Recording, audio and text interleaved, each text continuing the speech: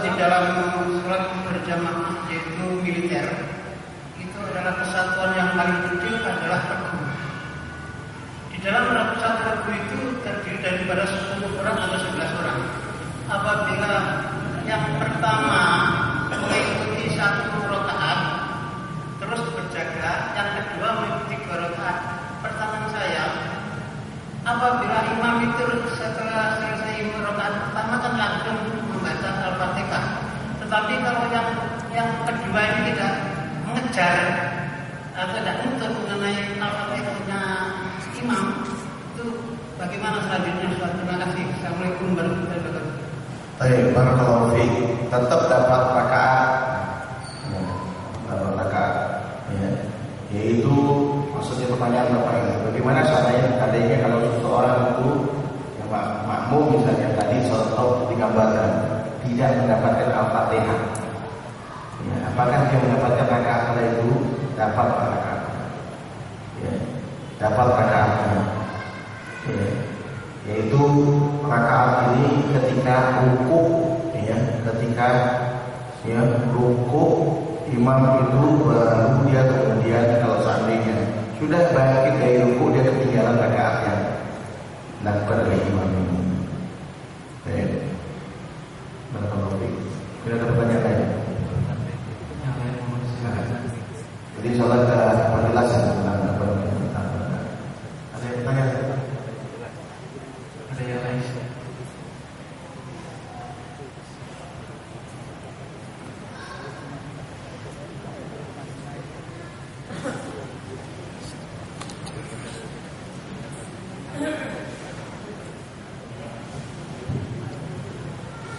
Assalamualaikum warahmatullahi wabarakatuh. Berkaitan dengan wajibnya sholat berjamaah bagi laki-laki, ini saya pernah mendapatkan satu keadaan di pesantren Persatuan Islam Persis kami, itu beberapa ustadznya itu tidak punya pemahaman bahwa sholat berjamaah, sholat wajib itu hukumnya wajib berjamaah. Jadi ustadz-ustadznya sendiri itu beberapa orang yang saya tahu tidak bahkan sholatnya di rumah. Sudah ada adzan pun beliau masih sholat di rumah. Apakah di Persis sendiri itu ada satu pemahaman tentang mungkin sedikit berbeda, bukan mewajibkan atau bermuain, mungkin fardu kifayah atau sunnah muakkadah, mungkin perlu diperjelas. Baik, barakallahu fiik. Tentang beberapa pesantren ya, pada Persis, bukan hanya pesantren Persis saja, tapi hampir mayoritas pesantren ya. Nah ini tadi memang kita sebutkan, yaitu berbedanya sholat berjamaah ini, ya, hanya di 3 permasalahan: fardu ain kan, fardu kifayah kan, atau sunnah muakkadah. Ya. Jadi semuanya ya, mengatakan disyariatkan kecuali Syiah Rafidhah. Ya, Syiah Rafidhah ini mereka mengatakan tidak ada sholat Jumat maupun berjamaah. Tidak ada sholat Jumat maupun berjamaah. Yang baru kita bahas adalah ya, pendapat yang pertama yang mengatakan adalah ya, wajib ain atau fardu ain di Islam. Dan inilah yang paling banyak dikuatkan oleh para ulama. Jumhur ulama mengatakan adalah wajib ain, ya, wajib ain.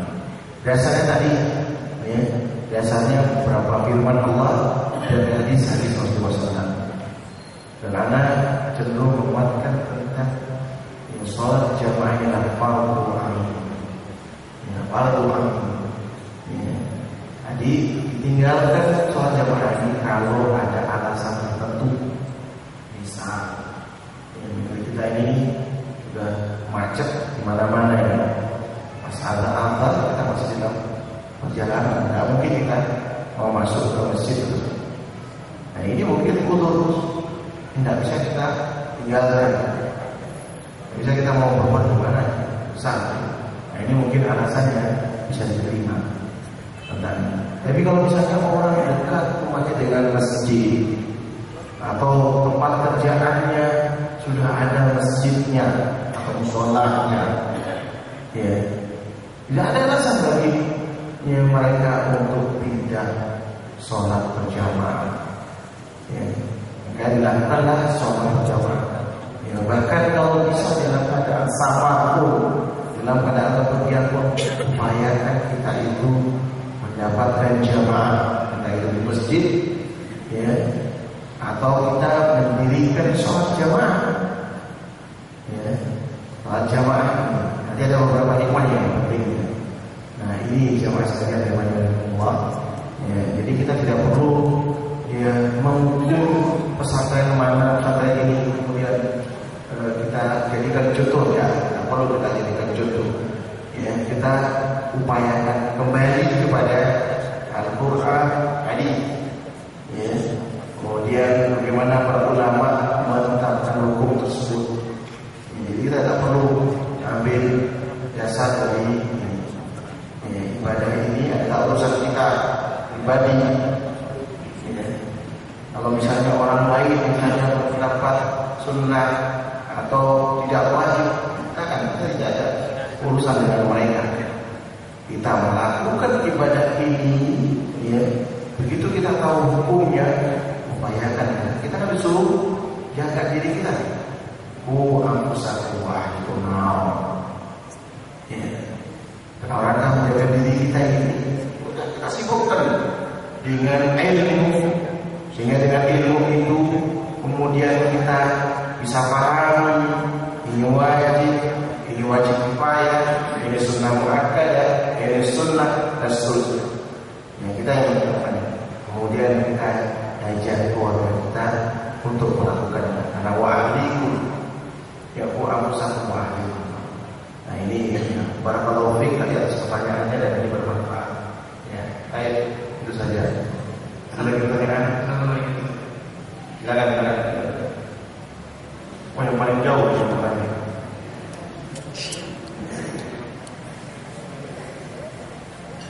Ya.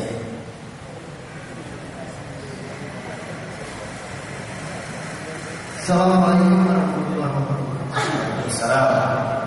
Suatu ketika Ustaz, saya ini buru-buru datang ke masjid untuk sholat berjamaah.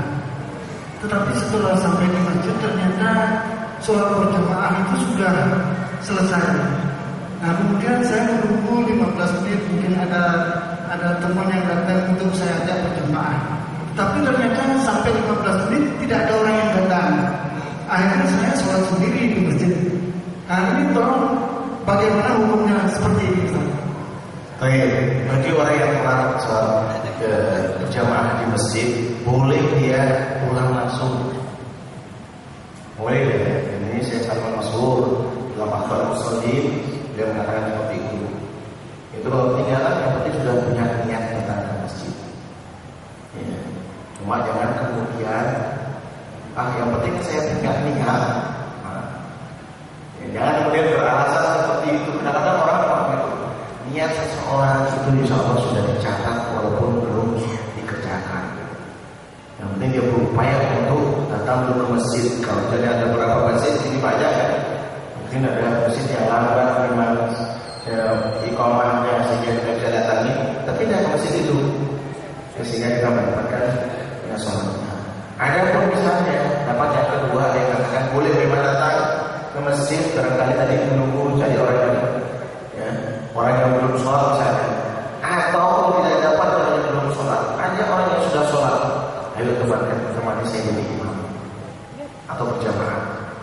Ya, dia suruh sholat sunnah 2 rakaat, kita bermakmum di belakang. Bagaimana? Hadis sedekah tentang bermakmum ini. Ya, itu boleh dilakukan seperti itu. Ya, boleh seperti itu. Wallahu a'lam bishawab. Walaupun sebagian ulama mengatakan tidak perlu. Jadi kalau sudah dapat ya sudah. Tapi ada hadis mengatakan boleh. Siapa yang mau bersedekah dengan saudara kita yang terlambat ini? Baik, silakan Pak. Assalamualaikum warahmatullahi wabarakatuh. Waalaikumsalam. yang kami tahu untuk jamaah itu sunat muakkad. Sekarang ada fardu ain. Setahu kami untuk jamaah itu sunat muakkad, tapi untuk yang diwajibkan itu adalah sholat fardunya. Nah sekarang bagaimana apabila seseorang tadi yang dikatakan dalam kondisi berhalangan itu ternyata dia sholat munfarid? Apakah munfarid ini termasuk kategori dosa karena tidak melaksanakan yang wajib ain tadi, atau hanya dikatakan munfarid dapat 1 kalau jamaah dapat 27? Mungkin itu saja. Assalamualaikum warahmatullahi wabarakatuh.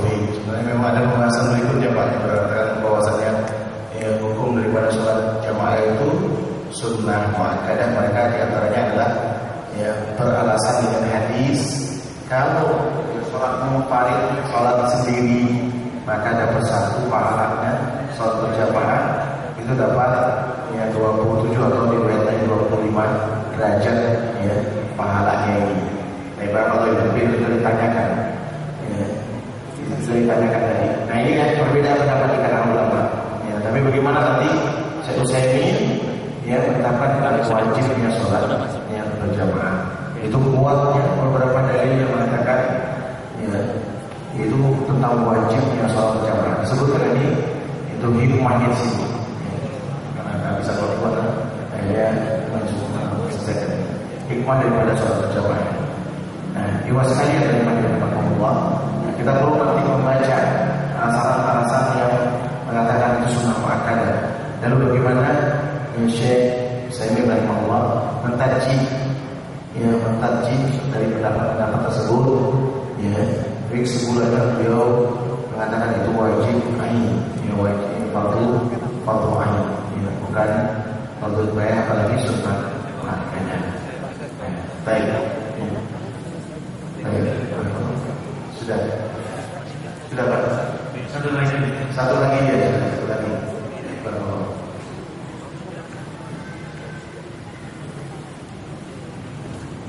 Assalamualaikum warahmatullahi wabarakatuh. Saya bertanya di luar daripada konteks ini, Ustaz. Yang ingin saya tanyakan, sekarang ini kan lagi tren masalah minuman kopi luwak. Nah, bagaimana hukumnya kalau kita minum kopi luwak yang bahan bakunya berasal dari kotoran binatang? Itu saja Ustaz. Terima kasih. Assalamualaikum warahmatullahi wabarakatuh. Barakallahu fiik. Yang musang, luwak ini sejenis musang. Sebagian ulama mengatakan dagingnya halal. Ulama Imam Syafi'i, mengatakan halal. Sehingga kalau ada halal tidak najis dia. Di kotoran sapi, kotoran kambing tidak najis dia. Itu pertama ya. Kalau misalnya ada juga beberapa ini. Yang luwak itu dari sejenis musang. Musang ini sebagian ulama yang mengatakan ada dasarnya memang itu halal ya.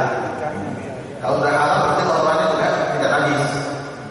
Itu pertama. Kedua, itu kopi luwak itu seperti melinjo dia kopi itu. Tahu melinjo karena ada kulitnya atau kacang ada kulitnya. Jadi ketika masuk ke perutnya luwak, dia hanya fermentasi aja. Dan luwak itu memilih yang mana yang sudah matang atau yang muda ya. Kemudian luwak dalam keadaan utuh dia. Nanti baru dibuka. Kayak kacang yang dibuka ini. Tidak kena kotoran sama sekali. Dan kemudian yang ketiga sekarang ada istilahnya white coffee ya. Yang white coffee itu menggunakan tabung yang mirip suhunya seperti perutnya musang. Karena luwak itu mahal kasih makannya. Luwak itu kenapa dia kopi ada musimnya.